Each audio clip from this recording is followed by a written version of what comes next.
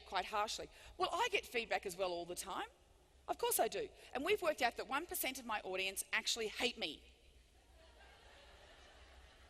Not mildly dislike, actually hate me.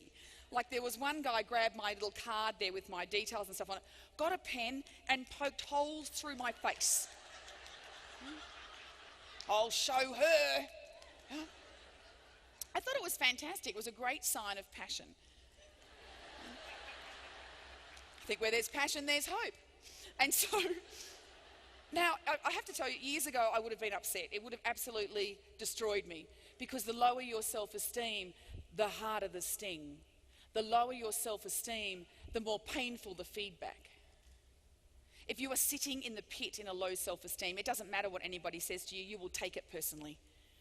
You won't have gratitude if someone comes along and says, hey, I've got an idea that can help your business be better. Do your kids give you feedback? My kids give me feedback all the time. A lot of the time I want to go to your room. But a lot of the time it's their perception of me. And it's true for them through their eyes. So we go to the pit. Now, I was presenting to a group of truck drivers. So can you imagine me and a few hundred truck drivers? Gee, one guy said to me, I was not leaping out of a cake. It was a different presentation. So,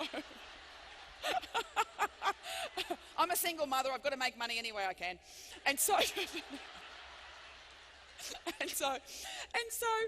this guy said to me, he said, well, we can't be that scary. I said, can you imagine a few hundred of me and one of you? And he went, oh, that's scary. I said, exactly.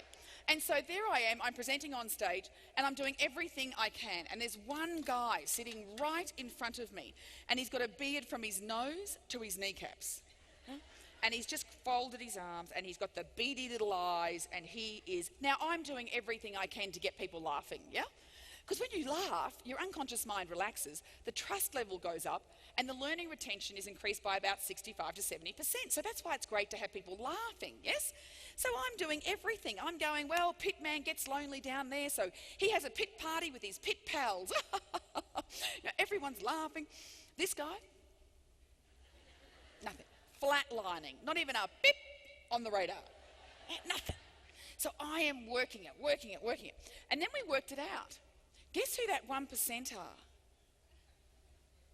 Pit people. But they're not just any old pit people. These guys are the PPPers. They are the professional pit people. They got some furniture in.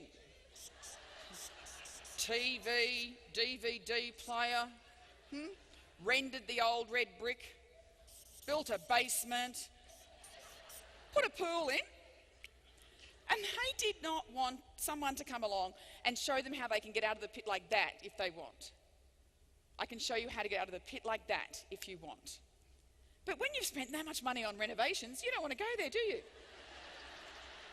There's a serious investment here. Because they hold on to their story.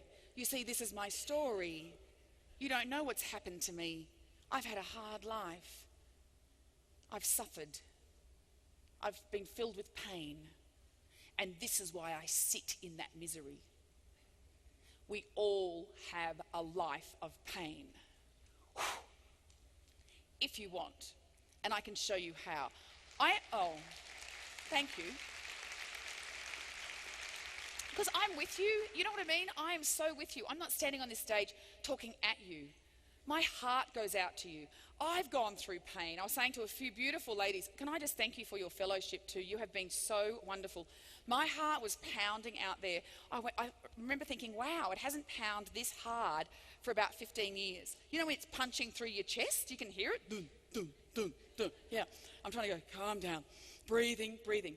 And I could not believe the beautiful fellowship. When I first got to America, so I had 1 year to build my business on my L1 visa. If I didn't build the business, they'd take the visa away. I got Hashimoto's thyroiditis. Now, that is not my sumo wrestler boyfriend. It is an autoimmune disorder where it tries to attack your thyroid and kill your thyroid. So I was actually bedridden for about 8 months. I would lie in bed with the anxiety curled up in the fetal position. This is 12 months ago.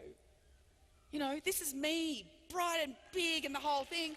standing on stage every day of my life, curling up like a ball just like you. We all get scared. We all get scared. And the harder this pounds, the deeper you breathe and you walk through it to the other side. Don't walk back. Don't go back. Yeah? Do you want that life? You don't want that life.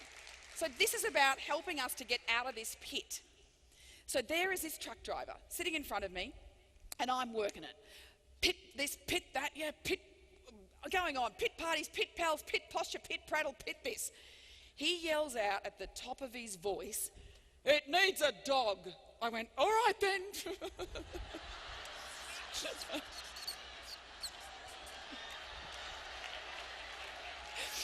And then he said, "Yeah, a pit bull."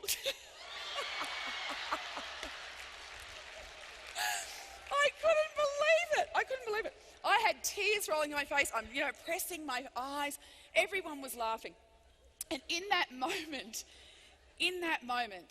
he threw a pebble into a pond that created a ripple that I promise you has created a tsunami of laughter across this planet.